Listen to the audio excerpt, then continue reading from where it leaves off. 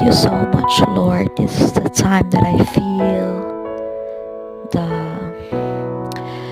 very, very unforgettable moment na nangyari sa buong buhay ko.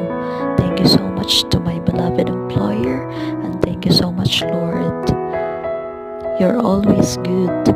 God is good all the time.